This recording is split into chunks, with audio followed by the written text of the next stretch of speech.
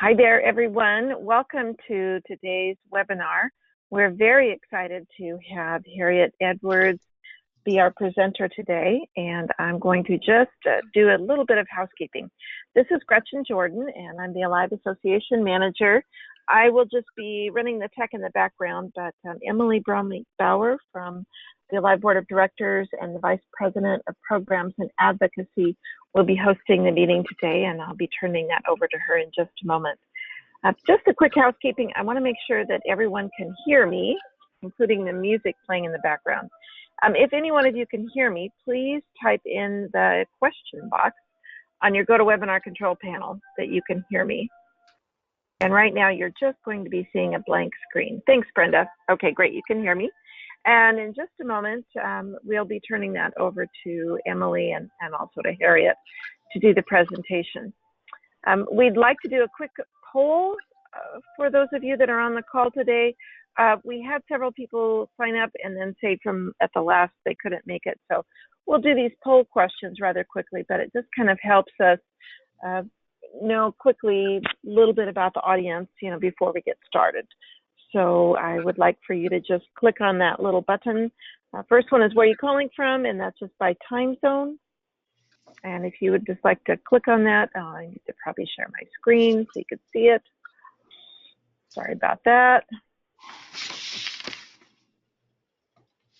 Okay, wonderful.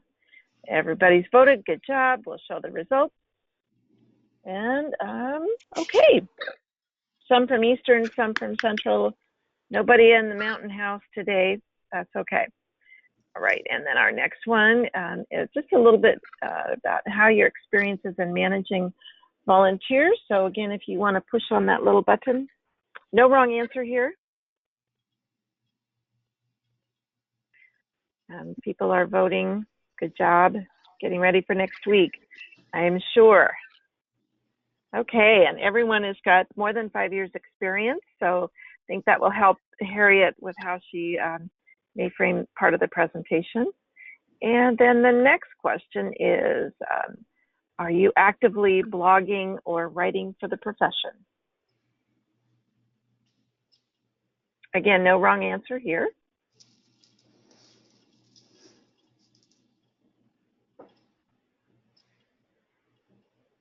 And this is a fantastic response, which means we were right on the mark as far as having this available. Harriet, can you see those results too? I can. So yeah. So I know it's very exciting. You are preaching to the right choir here. So that's fantastic. Okay, and one more poll question, similar, just having to do with presenting or training for the profession.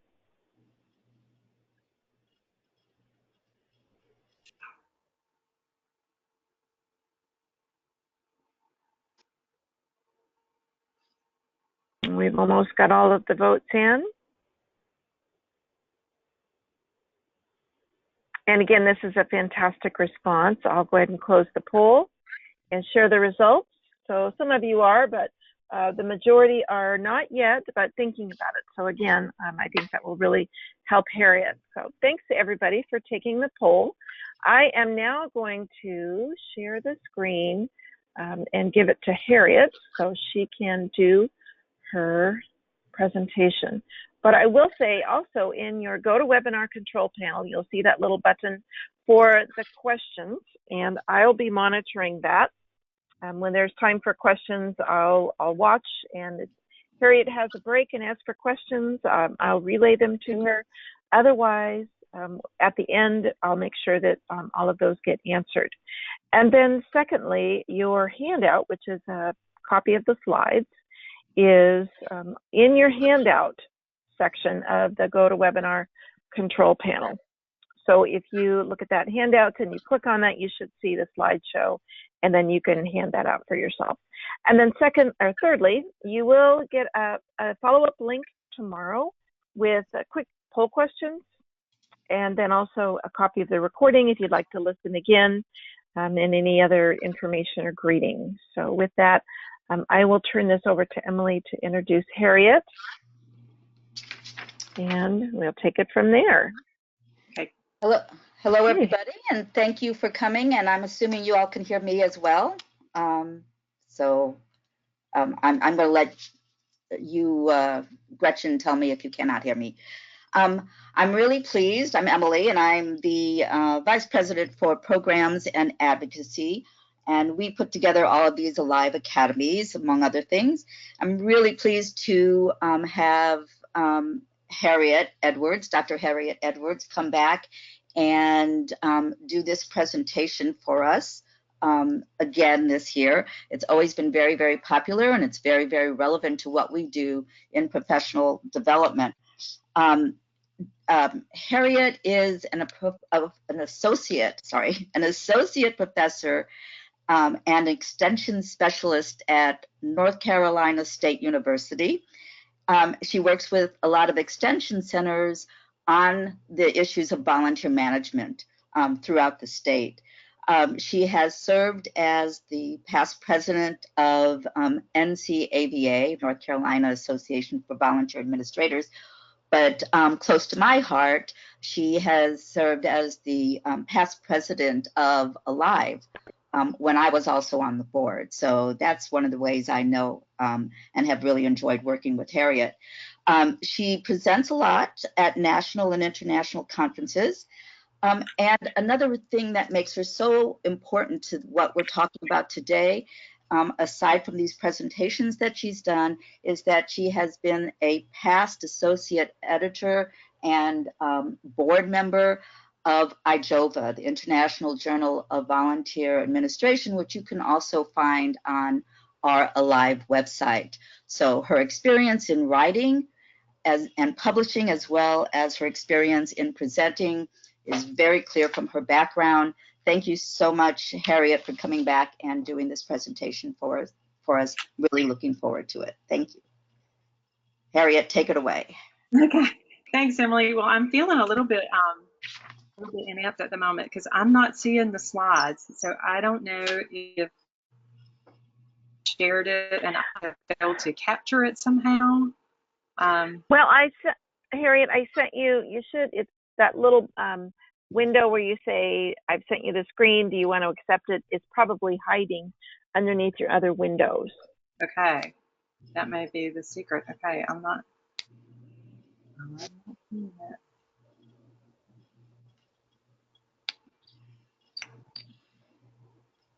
Not seeing it. Okay, well, I'll tell you what, let me take it back. And then I will say, I'm out. let me try it one more time. So I'm getting a different screen. Do you see it now? Yep, now we see your screen. Okay. Now you just need to pull up your PowerPoint and advance your slides, and you'll be ready to go. Okay. So you guys hang on for a second because technology is not going to get the best of me. I've got this. There we go. Yeah, but that's not what we want. All right, so while I'm doing this, I'm just going to share with you that what we are going to work on today is going to be, for those of you who haven't, for those of you who have not,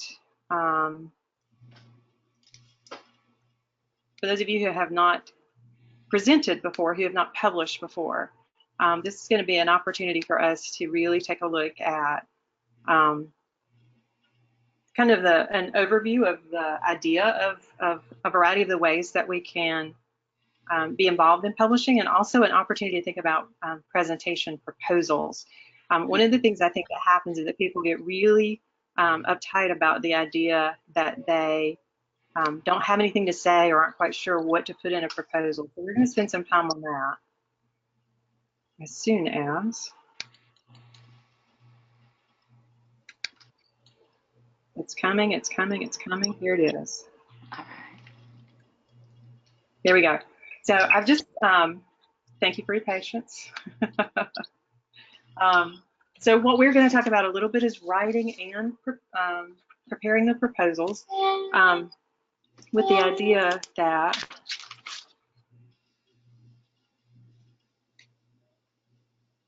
here we go.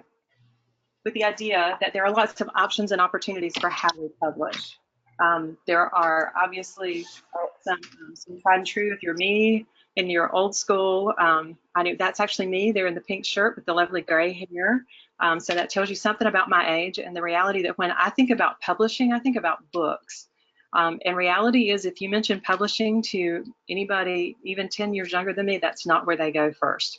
So thinking about what kind of options and ideas we have in terms of what we can do for publishing. And then thinking about presentation proposals, which in many ways is kind of writing a mini paper.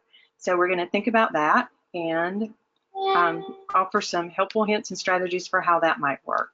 So why people don't publish. I think one of the first places to start thinking about why we aren't writing. A lot of us, when we think about writing, think about that high school English teacher and that red ink pen, and it's really a little bit intimidating to think about putting our thoughts out there and putting it out there for somebody else to judge. And then we have this fear that we're just not going to be good at it. We're going to be a failure, and people are going to criticize it. And in this day and age, boy, don't we love to criticize. So so thinking about that idea that not only am I not quite sure what to write, I don't want people to say negative things about it. I don't want to stir up too much controversy. And some of us think we just don't have a story to tell. So we're just not quite sure where to start. So these are kind of, when you ask people, why aren't you publishing? These are some of the reasons that I get. But then we think about the other side of it. And so why should I do it? And I think Emily, when I think about advocacy for our profession, Emily is one of the people I think about, because she is one of those people who understands that we kind of have to get ourselves out there a little bit and talk about the value of volunteer engagement as a profession, as a field, not just a job, but as a career. So why publish? You know, if you're in that academic setting, it's about tenure and promotion. It may be about promotion, even if you're not in academia, furthering a career. Maybe we do want to stir up controversy. Sometimes it is good. If people are talking about us, even if it's negative, if they're talking about us, it's a chance for us to further the conversation. Sometimes we really do have an interesting story, or we have a volunteer whose story we want to tell. And so it's about getting that story out there. Sometimes we have come across something that's really innovative or different, and so there's an idea or a finding that we need to share.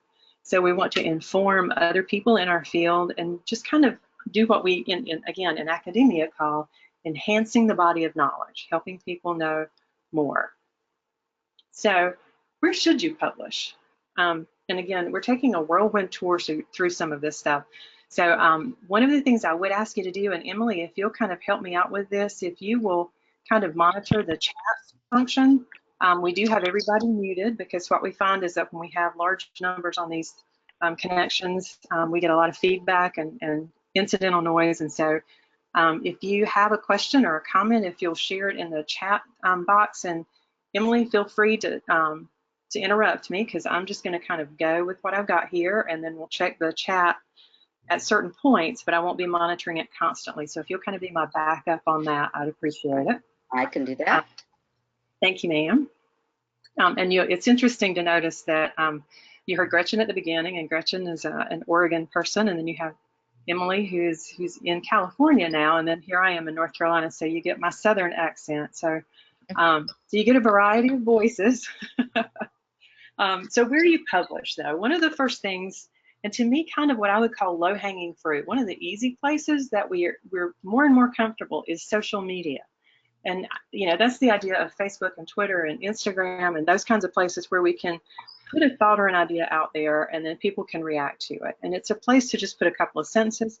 I have some friends that I follow who do a really good job of being very introspective about sunrises and sunsets, or the devotion that they read that morning, or that special cup of coffee, or, you know, some crazy thing, and they come up with these 2 or 3 sentences, and I look at it and I think, why can't I do that? Because it's like this really deep thought. So if you are interested in just kind of practicing your writing, to me, Facebook is kind of a safe place to do that, because you can send it just to your friends. and get reactions. So it's that practice of putting your writing out there in front of people to get reactions back. And that's kind of a safe place because these are supposed to be people who know you and love you. If you have people on your friend list who don't know you and love you, your friend list is too big. That's what our security people tell me. So Facebook should be a fairly safe place within your friends group to put yourself out there a little bit.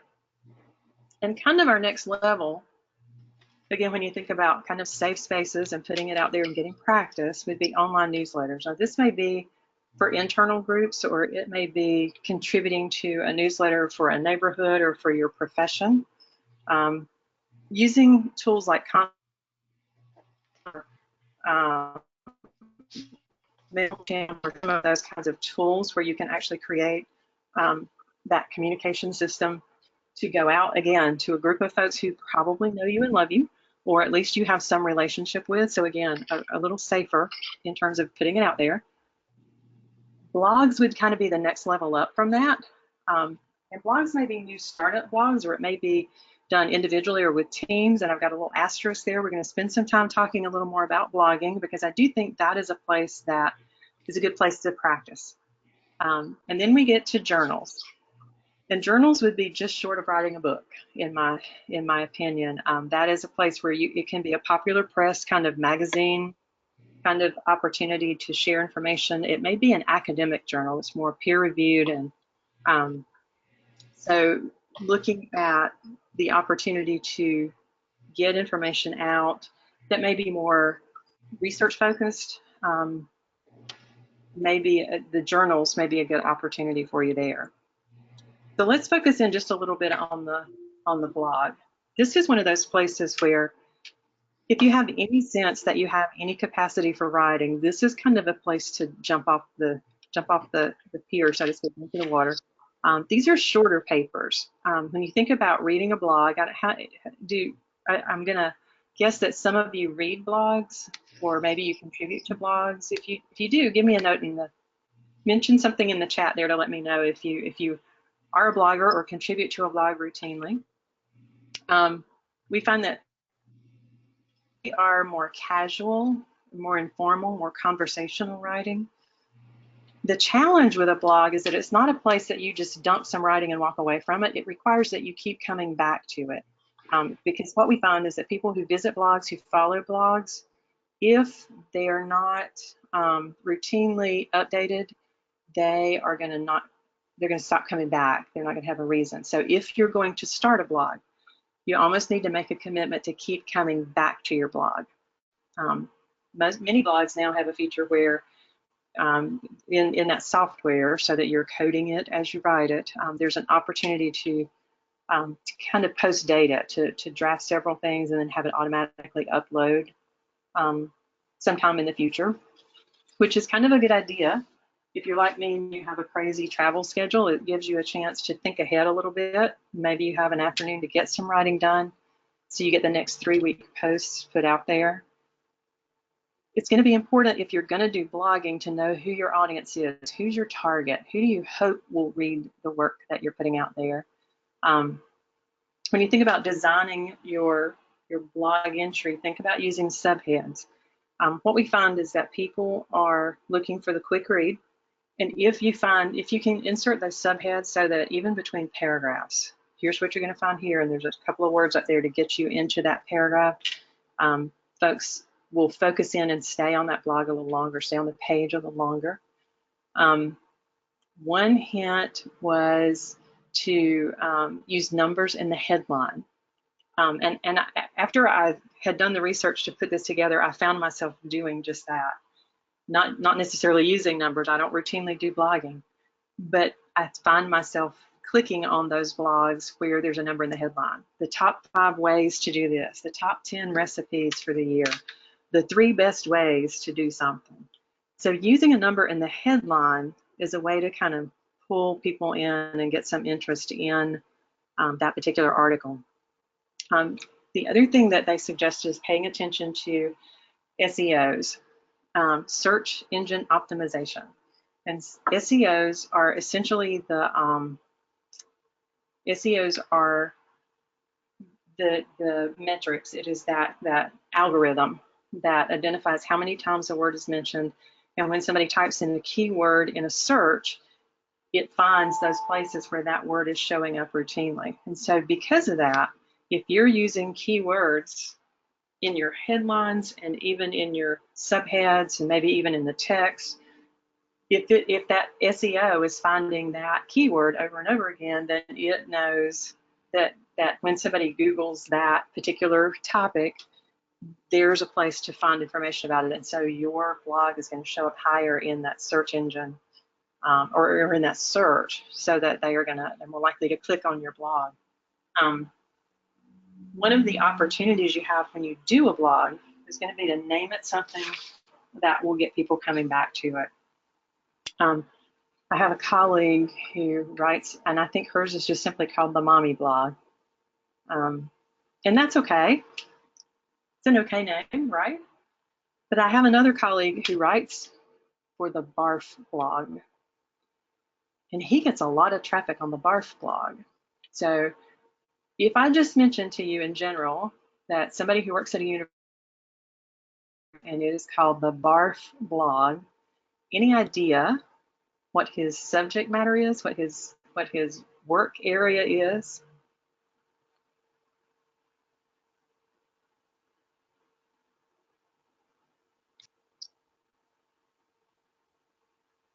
See if this is Emily. Let's see if anybody writes anything either in the questions or in the chat box. While people are thinking about the Barf blog, Harriet, it appears that Gerald has started a blog in January 2017. So we have one blogger among us. A blogger in the group, yay. All right. So I'm gonna go ahead. I'm assuming that folks have not put in any guesses about what kind of work he would be doing if he has a Barf blog. He's actually a food safety specialist. But people don't forget when he tells them the name of his blog, people remember the name of his blog. They may not remember his name, but they remember the name of his blog. And it's one that he and a couple of colleagues write together. And so they take turns. That means every week there's fresh content, because every third week, each of them has a turn at it. And they switch out depending on what's going on in their work. But it's a title that people remember. And then it's a pretty conversational blog, even though they're all academic researchers. So they're all on campuses doing multi-million-dollar research projects around food and food safety. They take time out of all that to really talk a little bit about the so what parts of it. But it's very personal for them. Recent, 7 or 8 years ago, not fairly recent, in North Carolina, we have every kind of weather you can possibly have. And one year there were tornadoes that came through the center part of the state. And this particular specialist it was his turn to write the blog, and he was at home and they were without power. And so he's writing his blog, and I happened across it while we were out of work related to that incident. And he had written and talked about it. It was about keeping the refrigerator, what items to use out of the refrigerator first because they're more perishable. What temperature, how to check the temperature, some of those kinds of things. Just again, food safety kinds of things. But then at the end, he put in a whole paragraph around. As concerned as people were about getting food out, he made a comment about how grateful he was that all he and his family were losing was the little bit of food in the refrigerator, that their house was intact and they were without power and it was inconvenient, but how very blessed they were that was the worst of the storm for them, and a note of encouragement for other people that might be reading the blog that were impacted, that were not so fortunate. So you get the idea that the blog is related to your work or whatever you're passionate about, maybe your hobby, but it's more personal than an academic paper would be, because routinely you wouldn't know those kinds of things about people from an academic paper. So a little bit about blogs, and I'm going to jump over and talk a little bit about academic journals or journals in general. Many of them are professional rather than academic. The most important thing about publishing in a journal is going to be to choose the appropriate journal. If it's the Journal of Brick Masonry, then they are not necessarily interested in a manuscript about volunteer engagement unless I can make it relevant to brick masonry. So choose a journal that cares about the subject that you want to write about. Follow the manuscript submission process exactly. If it says 3,000 words, it does not mean 3,001. It does not mean, the other side of that, it doesn't mean 2,000 either. Because if you don't get close to their word count, then they don't think it's about having enough to say about a subject. So you want to follow the submission process. If it says email it with a certain thing in the subject line, do it. If there are publication deadlines, if there's a fall issue and you have to have your manuscript in by July, it doesn't feel very fall in July, but they've got to have it in place so that they can do the review work and the editing. So follow the publication deadlines.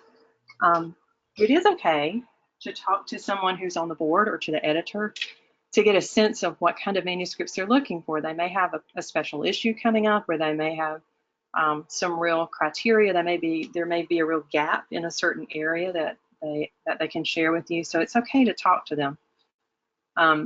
Read articles from the journal that you think you want to publish in, and also cite articles. So if you write something for a particular journal, if you write for example, the Journal of Extension, I work with Cooperative Extension, and the Journal of Extension requires that you cite journals from or cite manuscripts from the Journal of Extension if you're going to publish in the Journal of Extension. Part of what they want to know is that you've looked within the journal to know that what you're asking them to publish hasn't already been there. And also that you're paying attention to the writing style and the work that's there. So citing articles there means that you've looked in their material and you have a sense of things. Save the abstract and the keywords to do last. And that's the exact opposite of what your language arts teacher told you to do in school when you were writing those thesis papers and they had you write that abstract and do your kind of outline at the beginning. The outline may be helpful, but writing that abstract at the beginning is really kind of impossible because until you write the paper, many times you kind of don't know how it's going to end. And so saving the abstract and keywords for the end saves time in the long run, I think, because it makes it, you've had time to go through and say what you need to say, and it's an opportunity to come back and condense things down and really be sure that it's sending the message that you want sent. So I'm going to stop right there and take a breath. I'm talking really fast, and ask if there are comments or questions related specifically to writing, to thinking about publishing and writing. And then we're going to switch gears and get into presentations a little bit. But I'll give you a second. If there's something that you want, if there's a question, if there's a comment, feel free to stick that in there. I'll give you just a second to do that. This is one of those things where it's like you have an hour to do this and it's like, oh, an hour. And then it's like the hour's gone. And I'm watching the feedback. I don't see anything yet, Harriet, but if we do at the end, So I have a question. Okay. If someone wanted to, just kind of get started, I mean, what's the very first step you think, what would be the recommendation? Say if somebody wanted to start to write some type of research paper and they've never done it before, what would you suggest besides all these things? Besides all this stuff, I think the first thing to do is to think about what you care about. Because if you're not interested in it, then writing the paper is going to be more than painful, and having to edit it, because writing it is really kind of the second or third step. You choose your topic and work through it and maybe dig around and find what research is there about it and then begin to write. But once you've got it written, we're working with one editor on a paper that we've been working on for 19 months. So if you don't care about it, start writing about it. And it doesn't have to be your, I mean, it can be a hobby. It can be something that you're passionate about that may not be your work. But again, don't do it if it's not something that you're really caring about, you're really concerned about, really passionate about, then it's not a good idea. But the other thing I would say is if there's a journal or whether it's an academic journal or professional journal that you are especially impressed with or enjoy reading, start there. Pay attention to what they're writing about. Decide if it's something that you could contribute to in some way. One of the other kind of low-hanging fruit places that I didn't talk much about is commentary. The IJOVA, our Journal of Extension, many of the professional journals have a section where they will take an opinion piece. So if you have an especially strong opinion, that's kind of another great place, I think, to start, because that's everybody's entitled to an opinion, right? You don't have to have research to back up an opinion. But that commentary place gives you, it's a shorter paper, it's more informal in its language, it's more conversational, but it gives you a place to express yourself. So I've kind of walked all the way around that. Does that kind of make sense? Yeah, thank you very much. And I did get a question from one of the people on the call of, would you count Susan Ellis's e-volunteerism to be a journal? Hers is an interesting place because it is, some of her pieces are by invitation, but there is a strong editing component. If you're invited to publish there, you don't think that you're just going to send something and they'll pop it in there. There is a very real editing process. But hers sounds more conversational, much more popular press in its approach, but kind of, to use Nancy McDuff's term, academic. Academic. It's kind of practical, but based on research. So academic. Hers is probably the best example of academic. Great, thank you very much. I don't see any other questions. Okay, that's fine. So we're gonna scoot on because we are using our time up here. We're gonna talk about conference proposals just a little bit, because to me, when we think about advocating for the profession and getting it out there, this is kind of that other place where we really have an opportunity. So we're gonna talk a little bit about the general process and think again about strategies and hints and ideas. Your first step here to me is to pick a conference. Now, when I say pick a conference, I don't mean choose a city you want to visit and see what conferences they've got coming. That's not how we pick our conference. That would be a fun way to do it, but it's not the appropriate way to do it. It needs to be a conference that is of interest and relevant to your professional skills. The other part of this is it needs to be at a time that you can attend it. If you see the conference dates and you know that it's at a time when you've already got other commitments or you have other places that you need to be, unless you're co-presenting and the other person has those dates available on their calendar, it's not a good option, because getting a session accepted is just kind of the first part of it.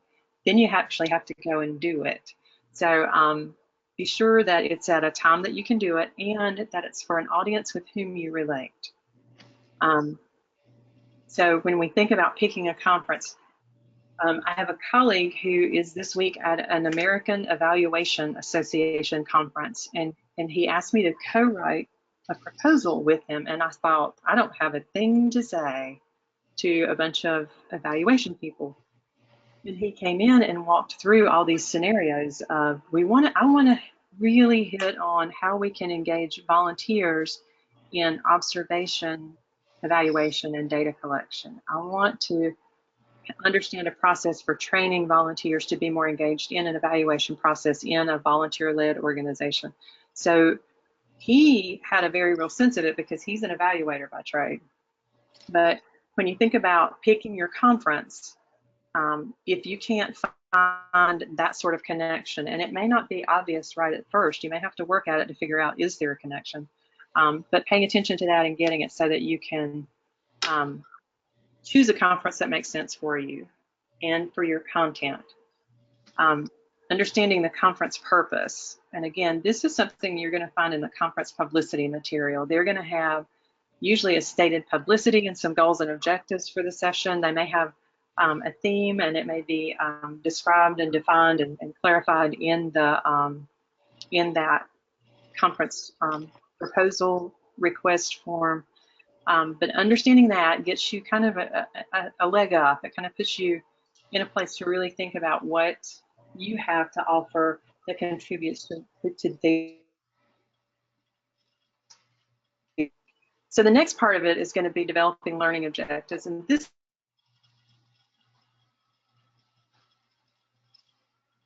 if you can't describe for me what's going to happen in that session as a learning objective, then I have very little faith that it's going to be a good presentation.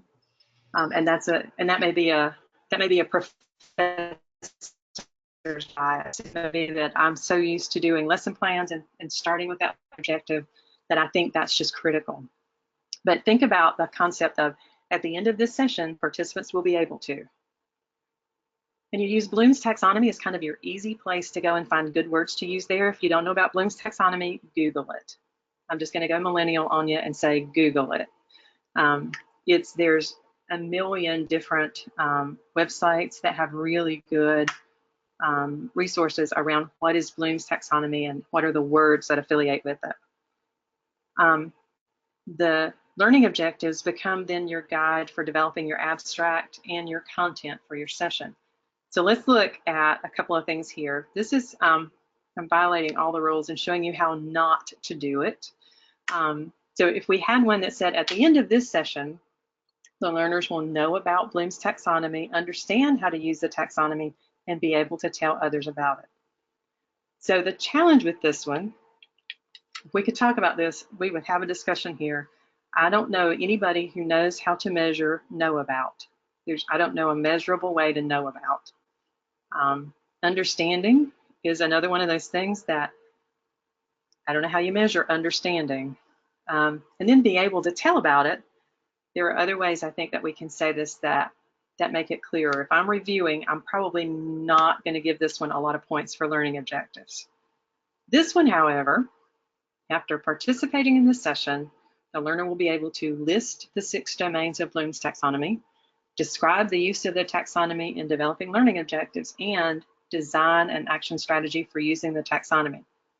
So at the end of the day, if you can list the domains, it means you know about it. If you can describe the use of the taxonomy, it tells me you understand it. If you can design an action strategy for using it, you're probably able to talk about it.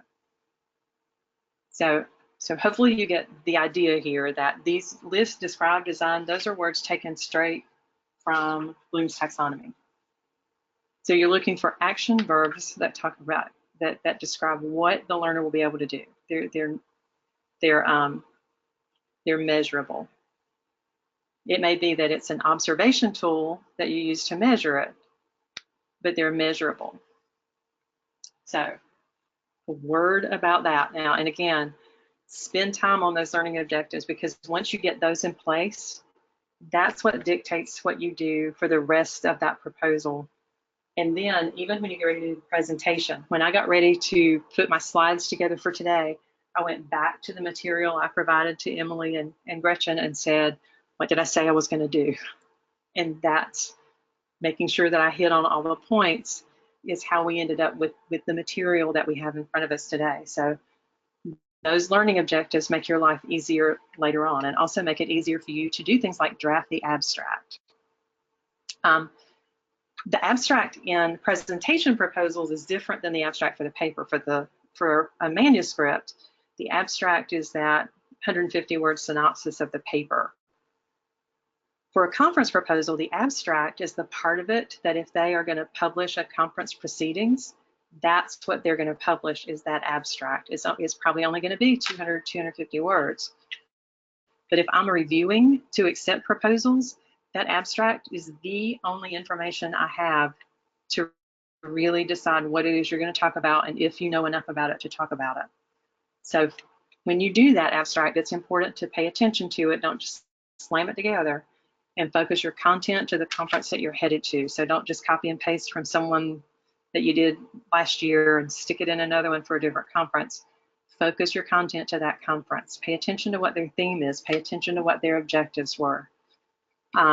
Draft the session description and make it interesting, because this is the part that the participants are going to look at when they're choosing their sessions. So making sure that you're putting it in language that appeals to the participants, not necessarily to the reviewer, but to the participants. Name the session something fun and interesting, but please name it something relevant. Make sure that participants understand from the name of it, at least get an idea what they're going to learn from that session. And this last one, to find friends or colleagues, this is about proofreading. This is about double checking and making sure that you have all your ducks in a row and your I's dotted and T's crossed and commas in the right place. If your proposal is full of typographical errors, it sends a message about your professionalism. So take time to make sure that you get that right. So some strategies to think about. And again, with the proposals, just like with the manuscript, follow explicitly. If they say to scan it and send it as a PDF attached to an email with a certain subject line, then for heaven's sake, do that. Don't try to fax it. Don't try to send it in some other format. Don't try to embed it in an email message. Send it exactly the way they want it.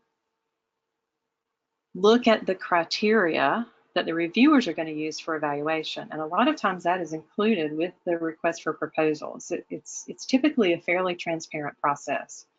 And if you can see things that the evaluators, the reviewers are going to be looking for, make sure you address it in that abstract. Speak to every point out. Skip over something and think, it's not too important. It may be the first thing that some reviewer is looking for, so make sure that you speak to every point. This next one, draft your document in a different, like in a Word file, and then copy and paste it into the submission box. A lot of times those submission boxes don't include any spelling assistance, and I know we have to be careful with autocorrect and that kind of thing, but as helpful as it is when you're in Word and in some software packages that you're typing along and it corrects your comma or it corrects your spelling and those kinds of things, those online submission boxes oftentimes don't have that. And so you're typing along and you're hoping that it's right. So if you've typed it somewhere else and you have a chance to proofread it, then you can typically just copy and paste it into that box. Avoid throwing jargon, this idea that there's a certain language that we speak in a certain field of practice. The idea is here that there may be somebody who doesn't understand it, to explain something that somebody already knows. It's just not good to make assumptions about language, especially where jargon is concerned. Be clear and focused with your proposal. Part of that really is making a decision about exactly what it is you want to say. One of the challenges is that when a conference says these are 60-minute sessions or these are 90-minute sessions, and you've got people who try to get everything in the world wrapped up with a bow in an hour and a half, and you can't do it. So when I'm evaluating proposals, I can tell you that I'm looking for something that can actually be done in 90 minutes. So paying attention to being clear and focused and realistic about what you can accomplish in the time frame for the presentation sessions. And they typically will tell you how long the sessions are and ask you for which format you prefer to present. Okay, we've got spell check, Grammarly, proofreading. Can't say that enough times. Many of us have English major at some point or English work, language arts in our backgrounds. And when we start reviewing proposals, it's really hard if you don't have subject and verb agreement or if you've got typographical errors and grammatical errors. So just paying attention to that. A lot of times one strategy that works well is to draft it up and give it a day or two and then come back and read it and see if it really says what you wanted it to say. And then submit it. Adhere to word counts or character counts. Pay attention to that because more and more we've got systems that are I've got somebody who's working on a proposal now and they're frustrated because they said, but it's 2,400 characters. I don't even know what that means. It's like, well, the word count tool will also do a character count. And for whatever reason, the system that they're using counts characters, not words. So just paying attention to that so that you're adhering to their standard is the important thing to remember.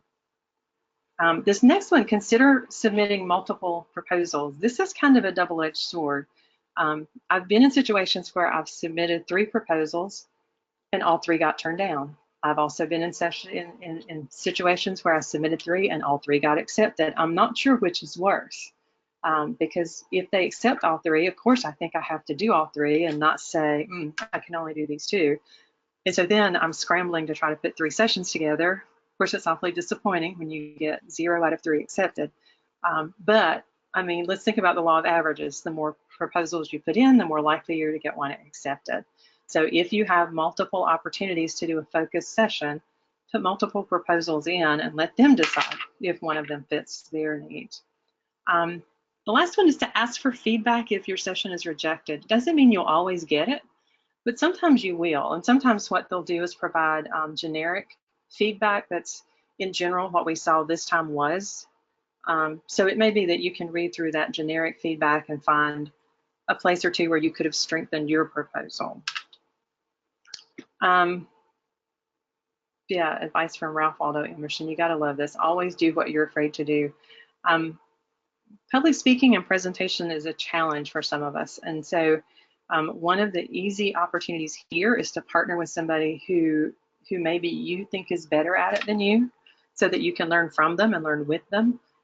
Because this is one of those things that, to me, it's writing and presenting, to me, are alike, in that the more you do it, the more comfortable you get with it, the more you will do it, the less afraid you are of it. So just an unabashed pitch for please send manuscripts to the International Journal of Volunteer Administration. It is an online journal and open sourced. There's no fee for subscription right now. And I'm excited that we're able to offer it that way. It is a peer-reviewed journal. There is a full editorial board, and there are reviewers who do take very seriously the responsibility of reading for content and for appropriateness and for readability. And so we hope you'll consider doing that. It does have a pracademic focus, that idea that it's a practical approach to academic work. We do original research articles, we do commentary, we do tools of the trade, and ideas that work. So those are shorter. Again, that might be a place to start for folks who are interested in trying to get published but aren't interested in writing a 3,000-word feature article. These are opportunities to do 1,000 words on a very focused thought or idea. There's also a commentary option and a book review option. And again, those are, you know, Gretchen, when I think about easy places to start, book reviews are really a good place to start too, because that's a short, almost like that little mini book report that you did in school on a publication that would be relevant or helpful for folks in the profession. Ijova is hosted on the Alive server, and so we appreciate Gretchen and the team there at Alive making that space available for us to put Ijova there. And you can see here the feature articles are reviewed by 3 reviewers. It's a blind review process. Ideas that work have 1 reviewer, tools of the trade, and commentary are editor reviewed. And he has 2 associate editors who assist in that process as well. So, so wanted to make sure that I feel like I'm on that board too. So full disclosure, want to make sure that folks know that there's a real opportunity here, and they are on an open cycle. In other words, you can submit journal articles whenever, and they'll get them in the review process. And then as they get enough prepared, they go ahead with an issue. So your turn to either ask questions or share information, or to talk to us a little bit about what we didn't talk about today that might be helpful related to either presentations and proposals, or to publishing in some way, or other topics that might be helpful as Emily and Gretchen and the Alive team work on academy opportunities. So I promise I'm gonna stop right here for just a minute and give you a chance to think and type something into the chat. Or into the question box. I'm monitoring both. Right. And I would just say, if you had a couple of suggestions for either state, regional, or I'll just say, you know, you probably have a local association within your community. That's a great way to maybe take a look at that, or similar organizations that might be looking for some feedback on the volunteer management aspect. Your state may have a conference. There are regional conferences, but there's also the National Conference for Volunteering and Service. America Service Commissions also does requests for proposals. And then I know Emily has got something too. I'll just segue that off when you're ready, Emily. Okay. Before I go to, well, if this is very relevant, one of the reasons that we're so glad that you're talking to us today, Harriet, is because we at Alive, for the Alive Academy, are looking for members to present their work in hour-long Alive Academy presentations as a way of sharing their knowledge, but also developing their own skills in making presentations. So I'll come back to this. Right now we're looking, well, I won't come back to it. I'll announce it now. Right now we're really looking for people, for all of you out there, to think about making a presentation at one of our next year's Alive Academies. We try to do this once a month. So we have January planned, but that means that we have 11 other opportunities for you to present. You can go to volunteeralive.org, our website, and go to the how to get involved area to see how to become a presenter. And that segues, and we're doing that now for next year. So please, if you have an idea over the next couple of weeks, check it out on the website and submit your own proposal to present an hour-long webinar just like this one. But having said that, Harriet. Emily, this is Harriet. Can I interrupt you for just a second and ask, is there a list there of the ones that have already happened so that folks have a sense of the kinds of topics? There is a list in another place on the website of some of the website of the seminars that have happened or webinars that have happened. So that might give you an idea. There's also a way of connecting with us, with me, with Michelle Raymer, who's also working on this for next year, to find out what are the topics that we're looking for. And it's all explained in the presenter job description, what we're looking for in terms of topics. But I'd like to ask you, Harriet, if you have any suggestions about how to take the material that you just presented to us in a few seconds, how to take that material and apply it for doing an online webinar. Is there a difference? Okay, I'm sorry, Emily, you were coming to go, and what you want me to do what? Is there a difference in terms of the development of and the proposal for doing a presentation between doing something for an in-person conference and an online webinar? I don't think so. I say that. When you're doing an online webinar, it really is more focused on the content. And when you're getting ready to do an in-person presentation, a lot of times they want to see that there's activity and engagement. A lot of times the online format doesn't offer a lot of opportunities for that. So if you're doing an in-person session, as a reviewer, I'm looking to see, does it sound like you're going to have your learners engaged in something? If I'm looking at an online proposal, then I'm probably looking more for content and is it appropriate in the time frame that I am looking. Because again, sometimes the technology limits the opportunity for engagement. Does that kind of make sense? That's a great suggestion. Thank you. Harriet, this is Gretchen. I've got a great comment in here from Jerry, who says, one challenge I've observed over the years as a presenter is the issue of financial compensation. A supervisor I once worked for simply stated, we give it away for free. Any thoughts on the current and future trends on financial compensations for presenters who are not the big name?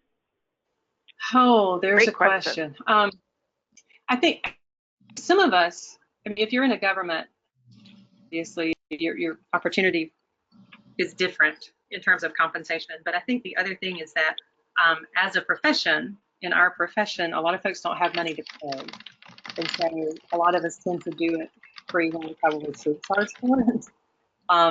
And you have some conferences where if you're going to present, they give you a free registration, which at some places is as much as $500 or $600. That's not money in your pocket, but it's money you don't have to dish out, and you're then able to participate in the conference beyond your presentation. Having said that, I think that as a field, we've got to get back to a place. I know that you know, that we enjoyed a time where we had the Mary Merrills and Susan Ellis was much more active in her younger years, and even Nancy McDuff and some of those folks that we know as national trainers and presenters had that opportunity to be out there, and folks find ways to pay for it. So I think we probably have to find that fine line between recognizing that we work in a nonprofit arena for the most part, and there's not a lot of money, and finding a way to make a comfortable living at it if that's what we're going to choose to make a living at. So yeah, I don't have the answer. I wish I did. If I did, I would retire today.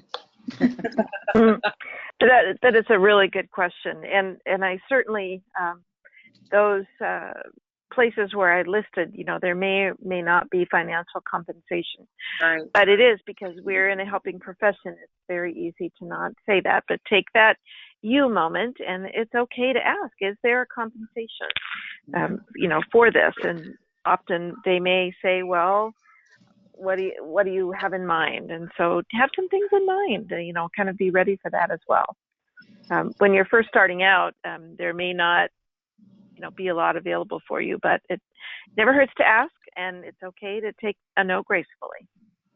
Exactly.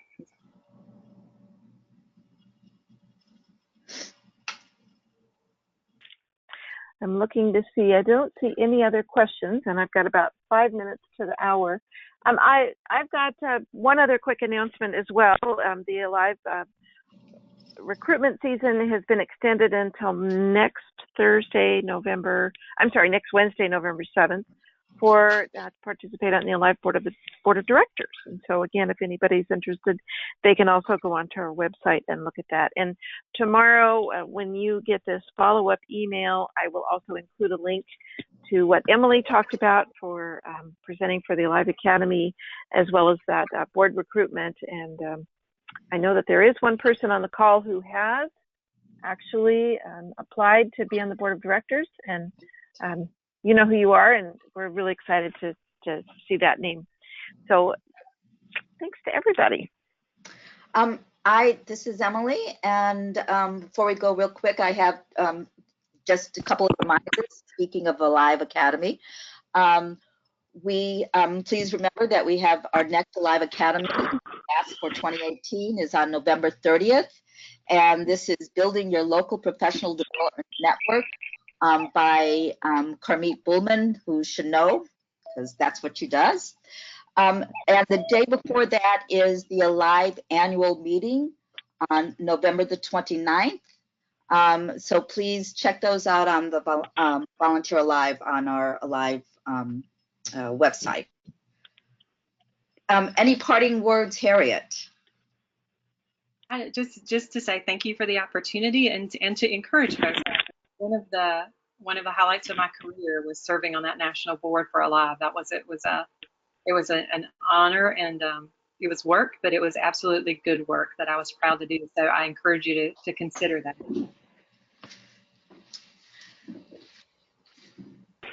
Gretchen, any last words from you? No, I will just wish everybody a great November, and hopefully we'll see you at the end of the month for the annual meeting and for the webinar presented by Carmit. Watch your inbox for more details. Okay, and I just want to thank everybody again for joining us at this Alive Academy, and I especially want to thank you, Harriet. This is really helpful. What Alive Academy, not Alive Academy, what Alive is about is it's our professional association, and we're all about professional development. And this particular webinar, thank you, Harriet, again, is really about one of those most important ways that we can develop as professionals, but also bring other people along in their professional development by sharing our thoughts through writing and presenting. So thank you so much, everybody, for joining us today. Have a good day. Thanks. Bye. I will end the webinar, and thank you very much, everybody. Well, have a great day. Thank you. Bye.